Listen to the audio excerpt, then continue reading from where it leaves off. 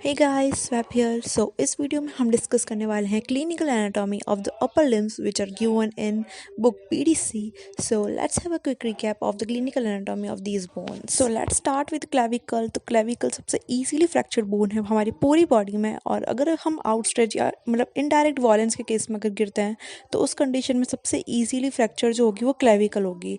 और क्लेविकल का जो वीकेस्ट पॉइंट है वो है junction between the lateral one third and the medial two third. जो लेटरल वन थर्ड और मीडियल टू थर्ड का बीच का जो पोर्शन है वहाँ से क्लेविकल के वेक होने के सबसे ज़्यादा चांसेस है, वहाँ से क्लेविकल सबसे पहले टूटेगी। And when the clavicle breaks तो जो है शोल्डर्स जो है वो ड्रूप हो जाते हैं आगे की तरफ। और इसके बाद अगर हम बात करें तो अगर क्लेविकल किसी में कॉन्जेनिटली दैट इज़ बर्थ के साथ अगर एब्सेंट है या फिर मतलब बाद में चली गई है तो उस कंडीशन को हम बोलेंगे क्लीडोक्रेनियल डायसिस्टोसिस। इस कंडीशन में शोल्डर्स आगे की तरफ ड्रूप हो जाते हैं, बिकॉज शोल्डर्स ड्रूप इसलिए हो जाते हैं क्योंकि क्लेविकल जो उसको शोल्डर्स को होल्ड करके रख रही थी वो अब मिसिंग है, and that's the reason why the shoulders drupe. And you can check out this diagram in your BDC book. So now let's on move to the next bone which is the scapula. So if we talk about the scapula, तो scapula में अगर paralyse हो जाए तो serious it is anterior, then condition arise होती है winging of scapula. और इस कंडीशन में स्कैपुला जो है वो बॉडी के आउटसाइड आता हुआ अपीयर होता है, जिस known as winging of scapula. और इस कंडीशन में मीडियल बॉर्डर जो है वो अनड्यूली प्रोमिनेंट हो जाता है और आर्म को हम बियॉन्ड 90 डिग्री एबडक्ट नहीं कर सकते। You can check this diagram in your BDC book.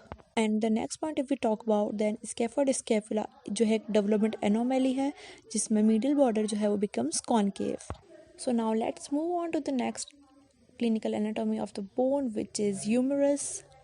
So if we talk about the humerus तो सबसे पहले अगर हम बात करें humerus की common sites of fracture की तो वो है surgical neck, shaft and supracondylar region।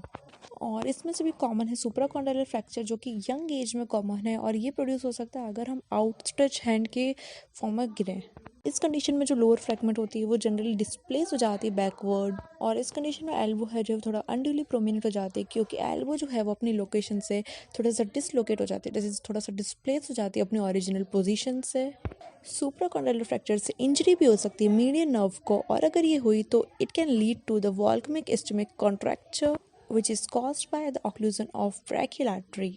You can check the diagrams of these in your BDC book. I recommend you to please keep the BDC book together with you so that it be easy for you. The clinical anatomy part is जो है वो important है हमारे काफ़ी, so I recommend you to don't miss any of these points.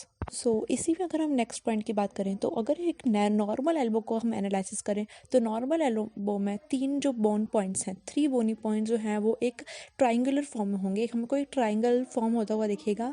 लेकिन अगर हम बात करें एक एक्सटेंडेड एल्बो की तो एक्सटेंडेड एल्बो के केस में जो 3 बोनी पॉइंट्स हैं वो 1 लाइन में अरेंज हो गए। You can check the diagrams which are given in वो बुक, एंड आप खुद की एल्बो को भी देख सकते हैं। आपके जो नॉर्मल एल्बो है वो 3 पॉइंट्स के फॉर्म में, अगर नॉर्मल एल्बो है तो वो 3 ट्राइंगुलर फॉर्म दिखेगा आपको।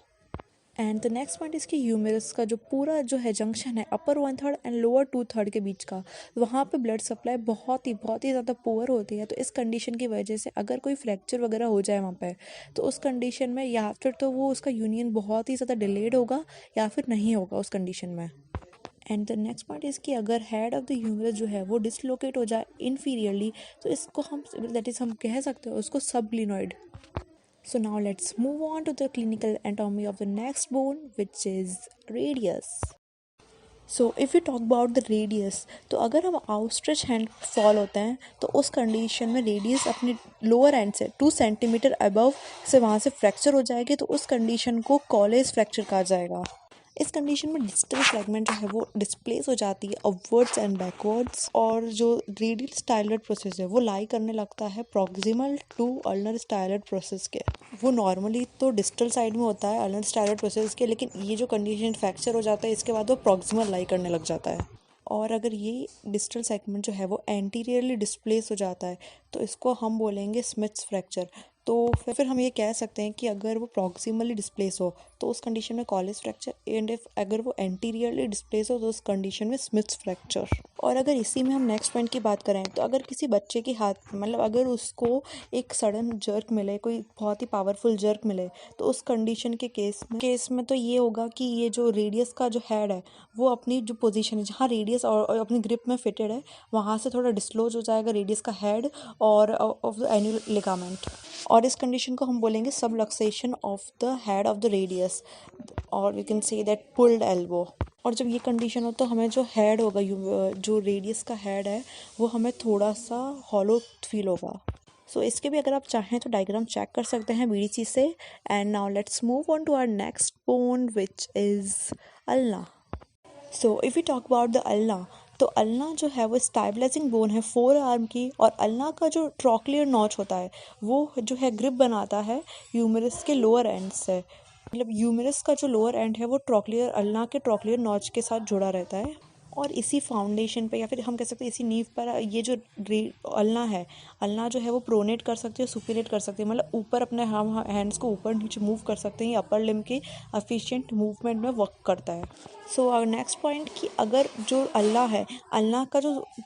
अल्लाह का जो शाफ्ट रीजन है, बेसिकली जो कर्व रीजन है अल्लाह का, अगर केवल वो ही फ्रैक्चर हो, अगर वो फ्रैक्चर हो, या फिर हम ये कह सकते हैं अल्लाह और रेडियस इनका जो पोर्शन है अगर वो फ्रैक्चर हो जाए, तो हमें सबसे पहले उस चीज़ पे वर्क करना पड़ेगा। अगर हमने इस पे वर्क नहीं किया और जो क्रॉस यूनियन हो गया between radius and the ulna, तो उस कंडीशन में जो सुपीनेशन और प्रोनेशन का जो फीचर होता है हमारे पास, सुपीनेशन और प्रोनेशन कर सकते हैं जिससे हम वो फीचर चला जाएगा। इसीलिए हमें क्रॉस यूनियन को प्रिवेंट करने के लिए क्रॉस यूनियन को प्रिवेंट करना बहुत ज़रूरी है, वरना ये चीज़ नहीं हो पाएगी। एंड द नेक्स्ट पॉइंट है इसमें कि डिसलोकेशन ऑफ एल्बो। जब हम आउटस्ट्रेच हैंड पे गिरते हैं तो उस कंडीशन डिस्प्लेस जो एल्बो हो जाता है, तो उस कंडीशन में एल्बो जो है वो स्लाइटली फ्लेक्स हो जाती है, और जो ऑलिक्रोन प्रोसेस है वो जो है वो पॉस्टीरियरली थोड़ा शिफ्ट हो जाता है। एंड ये पॉइंट पूरा सेम है जो हमने एग्जैक्टली पढ़ा था थोड़ी देर पहले। Elbow, when we talked about the elbow where this is normal elbow and the uplifted elbow, that three bony parts, and the elbow arranged in one line, the bony points arranged in the one line, the same thing. And next point है कि अगर आप जैसे elbow के basis पे गिरते हैं, अगर आप एल्बो के बल पे से गिरेंगे तो उस कंडीशन में जो फ्रैक्चर होगा वो ऑलिक्रोन प्रोसेस का होगा, और जनरली एल्बो पे गिरने पे यही फ्रैक्चर कॉमन होता है। जो कोरोनॉइड प्रोसेस का फ्रैक्चर होता है वो बहुत ही अनकॉमन होता है, और उस केस में एल्बो जो है वो थोड़ा डिसलोकेट और डिस्प्लेस हो जाती है। And the next point we talk about तो वो है मेडलंग्स डिफॉर्मिटी। तो इस कंडीशन में बेसिकली जो लोअर एंड है अल्ना का वो थोड़ा सा सबलक्सेशन हो जाता है, डॉर्सल सबलक्सेशन हो जाता है उसका, जैसे बेसिकली डिस्प्लेसमेंट, जैसा कि हमने अभी रेडियस के केस में चाइल्ड वाले एग्जाम में पढ़ा था। उस कंडीशन में था कि अगर वो जर्क वगैरह लगे उस पर तो उस कंडीशन में वो थोड़ा डिस्प्लेस हो जाता है और जो थोड़ा बहुत हॉलो हो जाता है। The same is here.